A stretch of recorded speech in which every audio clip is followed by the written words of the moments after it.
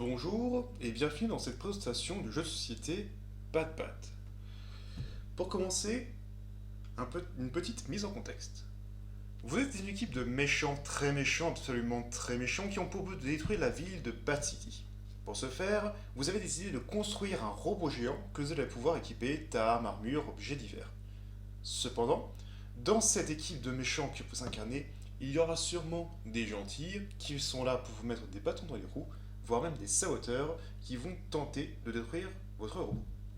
Bad Bad, comme vous l'aurez sans doute compris, est un jeu de cartes à rôle caché dont votre objectif va dépendre de votre rôle.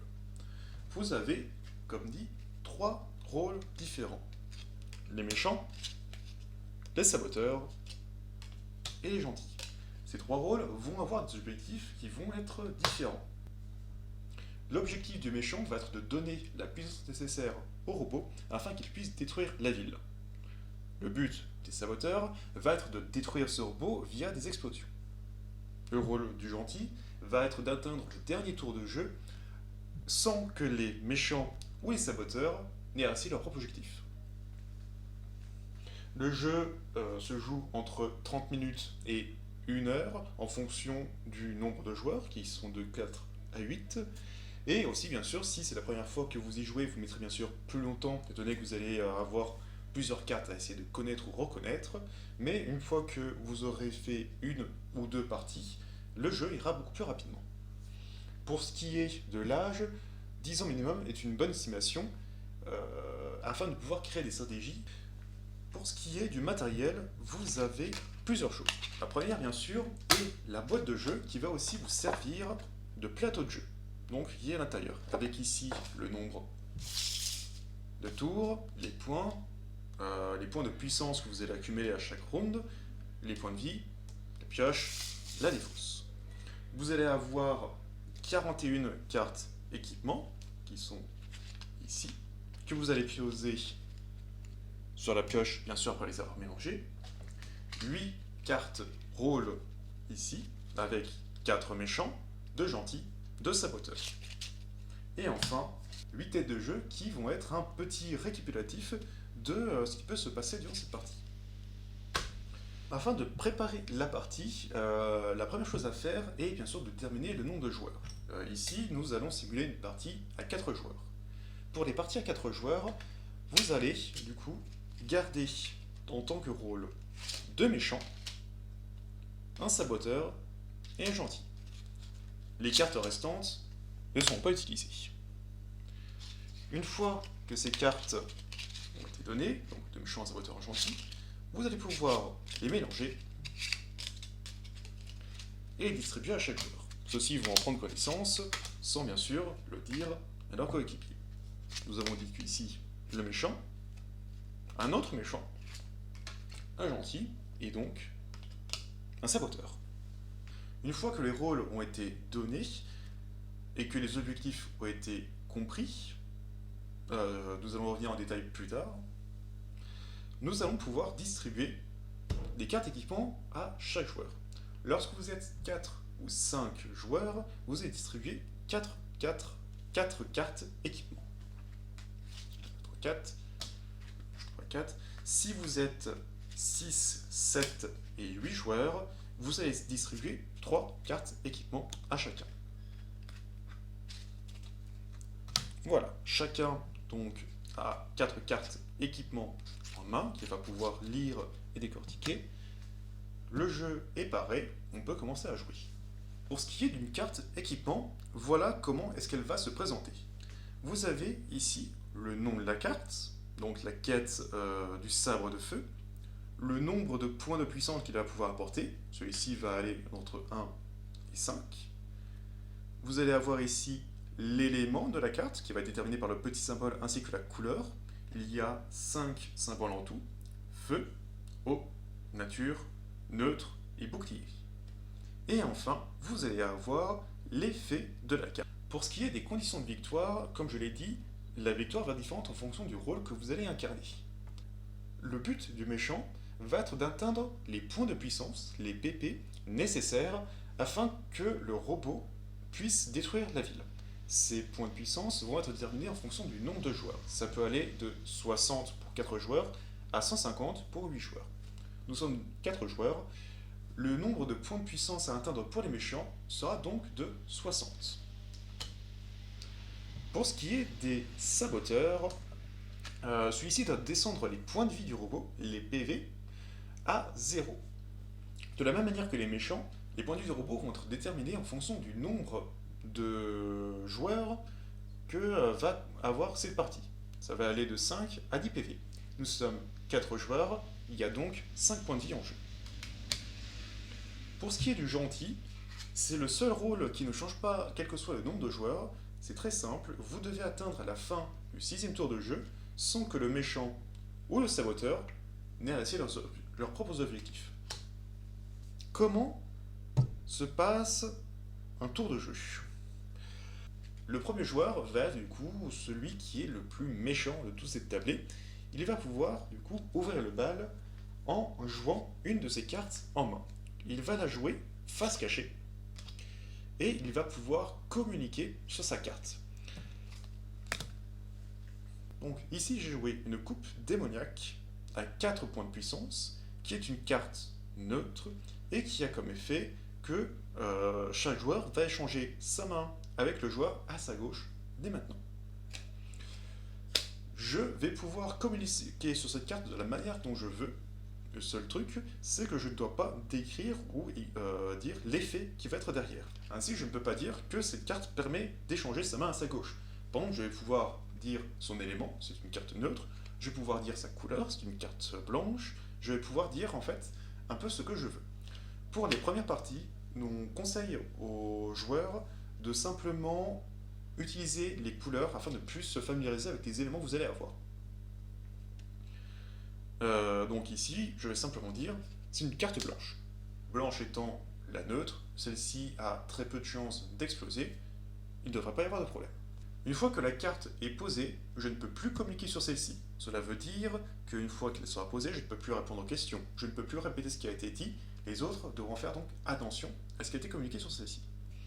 Cela va être ensuite au tour de la personne à ma gauche, qui va à son tour pouvoir choisir une de ses cartes, la poser, communiquer sur celle-ci, etc., etc. Une fois les 4 cartes posées, on va pouvoir faire la révélation de ces cartes. Tout le monde les révèle en même temps afin d'avoir un point de vue général sur ce qui va se passer. Et ensuite, ça va être au premier joueur, donc ici, d'appliquer les effets de sa carte. Ceux-ci vont se faire au tour de jeu afin d'avoir un ordre précis de l'application de ces effets. Donc ici, comme je l'ai dit, c'est une coupe démoniaque à 4 points. Cela veut dire que je vais donner ma main au joueur à gauche, celui-ci va le donner à sa gauche, et ainsi de suite, jusqu'à ce que je récupère 3 cartes. C'est tout ce qui a été écrit dans l'effet, celle-ci ne fait rien de plus. On va pouvoir aller sur la seconde carte qui est le point vivant, donc une carte à 5 points de puissance, une carte feu, et celle-ci a pour effet, si il y a un équipement nature, je dois défausser l'équipement ici, l'équipement donc cette carte, ainsi que l'équipement nature. Un coup d'œil me suffit de voir qu'en effet, une carte nature a été jouée ici, puisque c'est son symbole et c'est sa couleur. Donc, étant donné que c'est à ce joueur d'appliquer l'effet, nous n'avons pas regardé l'effet de cette carte, et ces deux-là sont défaussés. Cela veut dire que nous n'avons pas compté les points, elles ne vont pas non plus exploser, ce qui veut dire que le robot ne perd pas de points de vie. Vient ensuite le troisième joueur, qui du coup se trouve le dernier joueur, qui a joué une bombe dorée, qui est une carte aussi neutre, à 2 points, mais qui a pour particularité de faire perdre un point de vie au robot, de quelque manière que ce soit. Ce n'est pas non plus une explosion, ce n'est pas le mot-clé explosion, c'est une simple perte de points de vie. Le robot est donc à 4 points de vie. Je vais mettre ensuite cette carte hors jeu, comme l'applique son effet. Les seules cartes qui ont un effet, dont l'effet s'active à la fin, vont être les cartes boucliers. Qui vont être celles-ci. Ces cartes sont un peu spécifiques car elles vont permettre d'empêcher l'explosion d'une carte.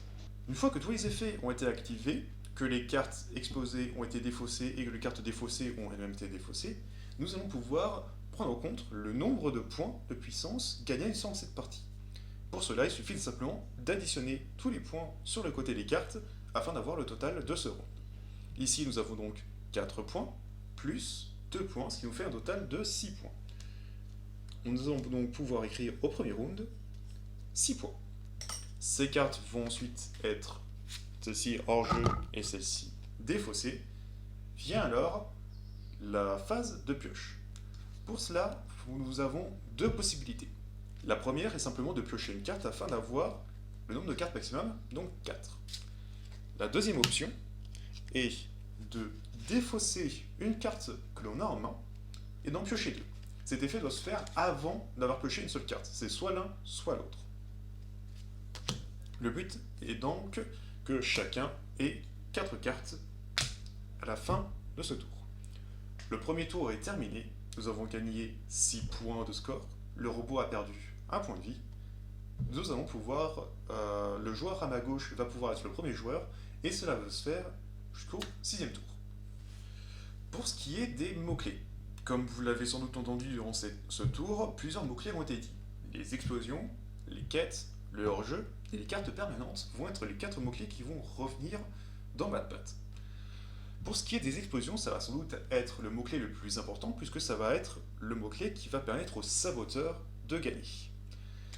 Pour cela, c'est très simple, il suffit du coup de regarder vos cartes équipement et de voir si le mot explosion ou explose ou exploser est présent. Prenons par exemple le fouet napalm, qui est une carte feu. Son effet est très simple, si il y a une carte eau, explose.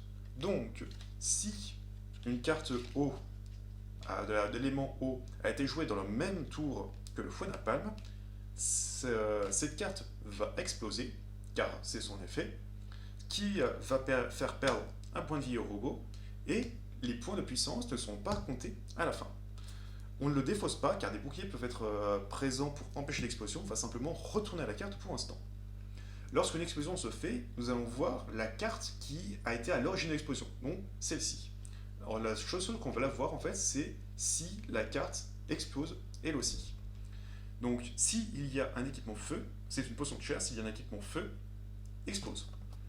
La carte ici était bien un équipement feu, ces deux cartes explosent donc. Si, dans cet effet, il n'y avait pas écrit qu'elle explosait au contact du feu, elle pouvait rester en jeu. Chose importante, si cette carte a déjà servi à une explosion, donc ici, elle ne pourra pas servir à une deuxième explosion. Donc si par exemple 2 fouets napalm avaient été joués, seule l'une des cartes, souvent la première, enfin pas souvent, la première qui a été jouée dans l'ordre explosera, la deuxième restera intacte. Si par contre 2 cartes eau avaient été jouées, celles-ci se feront en duo et les 4 cartes auraient explosé. Lorsque vous avez écrit le mot-clé hors-jeu sur une carte, donc comme sur les bombes, ici, vous allez compter les nombres de points de puissance à la fin du tour, mais au lieu de remettre ces cartes dans la défausse, on va pouvoir la mettre en dehors du jeu. Celle-ci ne sera donc pas réutilisable pour le reste de la partie. Pour ce qui est du mot-clé permanent, c'est très simple. Les cartes permanentes vont rester à côté de vous et vont être permanentes. Ça veut dire qu'elles vont rester à côté de vous, leurs effets vont s'appliquer à chaque tour, mais pas leur point de puissance. Ils ne vont pas s'accumuler derrière. Cela peut être fort, par exemple pour des capes, etc. C'est la fin de la présentation du jeu Bad Bad. J'espère que ce jeu vous a plu, et j'espère du coup que vous allez pouvoir y jouer très prochainement. Merci de votre attention, et au revoir.